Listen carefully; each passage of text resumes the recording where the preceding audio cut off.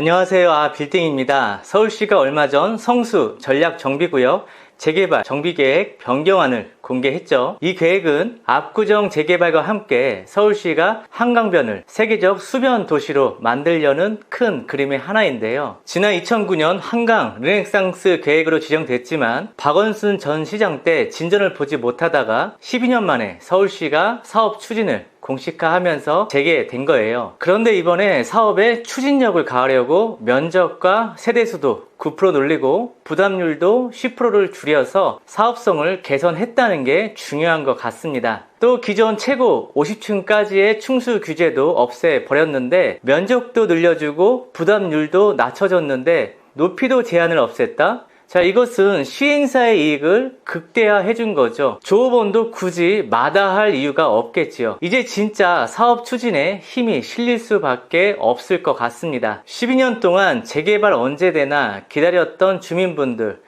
애 많이 태우셨을 텐데 또 뉴스 듣고 이제라도 막차라도 타야 하나 하시는 분들도 계실 텐데요. 그럼 한번 성수동 재개발 진짜 호재일지 투자는 어떻게 접근해야 할지 한번 확인해 보겠습니다. 자, 이미 성수동에는 뚝섬 상업지구 내 갤러리아 포레, 트리마제, 아크로, 서울 포레스트 등 초고가 아파트가 자리하고 있는데 축구선수 손흥민 씨, BTS, 제이홉 뿐만 아니라 많은 연예인분들도 바로 이 성수동에 아파트를 보유하고 있는 것으로 알려져 있습니다. 또 크래프톤, 소카 등 잘 나가는 기업들이 줄줄이 상륙해 있고요. 다양한 IT 업체, 중소기업들, KT, NG, 상상 플래닛, 패션업계 무신사, 젠틀몬스터, 문화업계의 SM 엔터테인먼트 등 다양한 직종의 일자리가 있는 곳이 되었어요. 또 성수동 3표 레미콘 부지에는 세계 최대 규모인 서울 유니콘 창업 허브까지 조성될 예정인데 여기에 한국판 실리콘 밸리를 조성하는 겁니다. 자, 그런데 여기서 끝이 아니고요. 한강변에 8,000 가구가 들어선다는데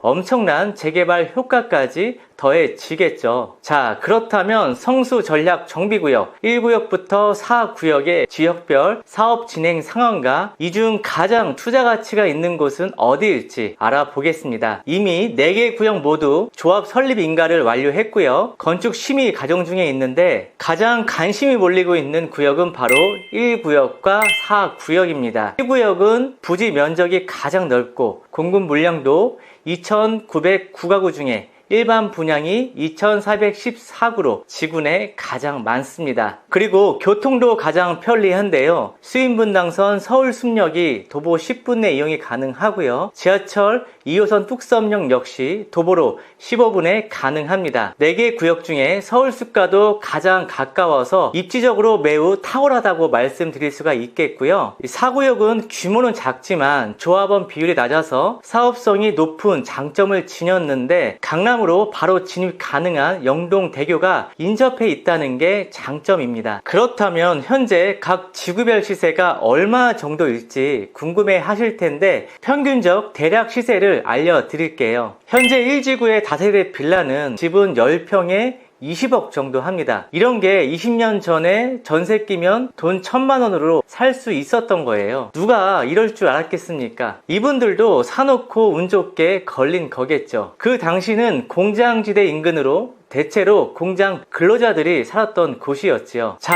그리고 강병 동양 아파트는 트리마제로 바로 우측에 있는 아파트인데 84 타입이 26억이고요. 이 지구는 단독주택 25평이 16억, 한강 한신 휴 아파트 34평에 24억, 3지구는요 지분 8평에 빌라가 14억입니다. 또 청구 강변 아파트는요 21년 10월 기준 22억 5천만 원의 실거래가 찍혔고요. 4지구 다세대 주택 반지하 매물이요 12억에서 13억 합니다. 지상 매물은 18억에서 19억, 강변 임강 아파트는 35평이 22억 정도가 대략적인 시세입니다. 자, 반지하가 12억, 13억이라는 거예요. 여기에 주인분이 사시는 경우가 과연 있을까요?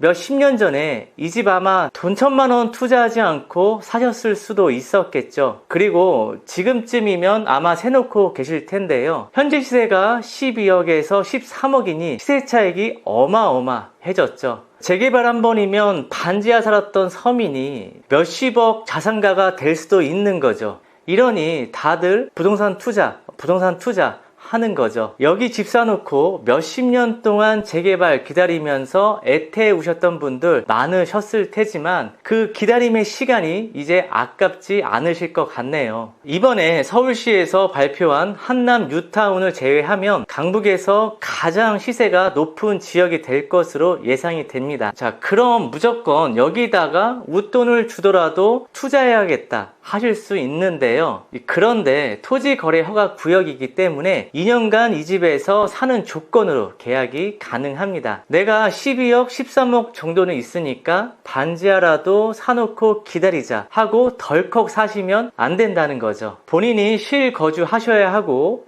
현재 가지고 계신 집은 처분해야 해요. 그래, 몇 년 반지하에서 고생 좀 하지 뭐. 몇십억 있는 사람이 그런 사람은 없겠죠. 그럼에도 불구하고 나는 실거주하겠다고 한다면 명도 부분을 생각 안 할 수가 없지요. 만일 현 세입자가 이를 알고 과도한 이사비를 요구할 수가 있어요. 이럴 때는 계약 전에 명도 가능 여부를 확실히 체크하고 하셔야겠죠. 다만 실거주하지 않고도 매입이 가능한 경우가 있는데요. 바로 임대사업자 승계 조건입니다. 매도자가 임대사업자로 되어 있다면 그 집의 사업자까지 인수하는 방법인데 이런 물건들은 좀 더 비싸고 이런 물건들이 많지는 않지요.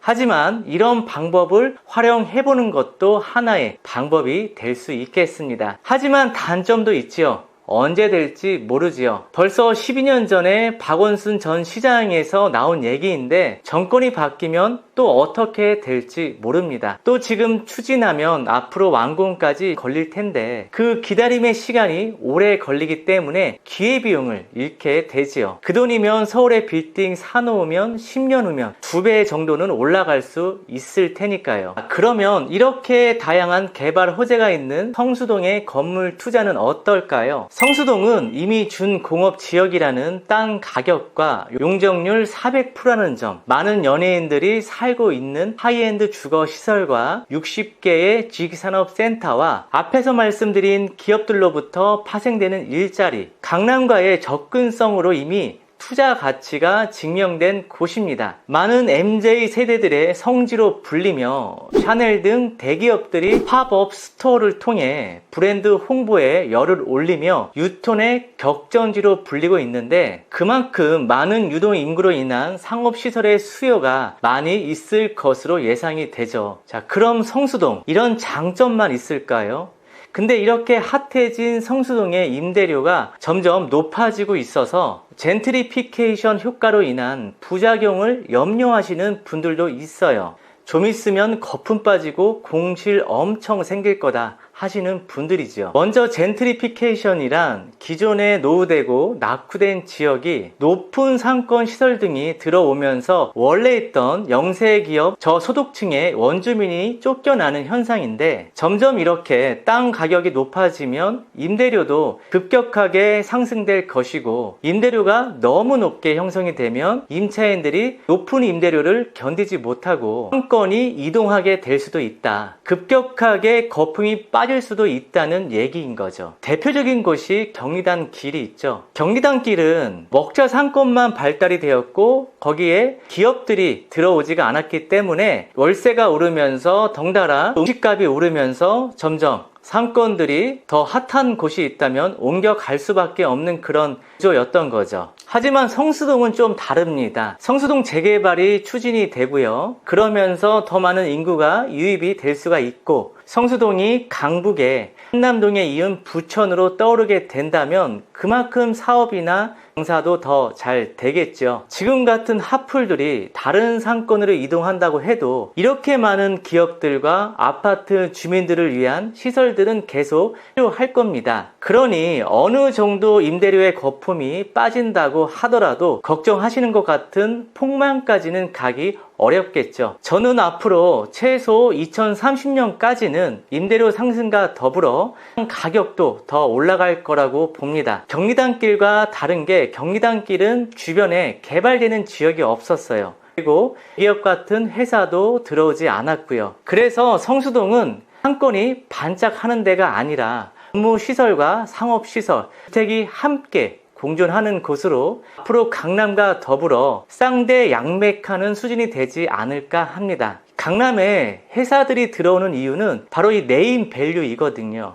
강남에 회사가 있어야 인재들이 잘 채용이 되기 때문에 일부러 강남으로 오는 회사들이 많았지만 이제는 성수동도 그런 강남 같은 이미지로 바뀌어 가고 있어서 국내에 굵직한 기업과 세계적인 기업들이 들어오고 있는 것 같습니다. 또 성수동은 공장 창고 부지 등을 활용한 창고형 카페, 갤러리 등 예전의 건물 외관을 그대로 살리는 리모델링이 활성화되고 이런 분위기가 유행인 곳이라서 다주택을 매입해 용도 변경 후에 간단한 리모델링을 통해 상업시설로의 임대를 맞추기도 좋아서 이런 투자를 활용하는 것도 좋은 방법이 될 수 있겠습니다. 오늘은 부동산 뉴스를 통해서 성수동 재개발 소식과 색다른 아파트 빌딩 투자에 대한 견해도 말씀드렸습니다. 도움이 되셨다면 좋아요, 구독 부탁드리고요. 모든 분들이 건물주가 되는 그날까지 안녕.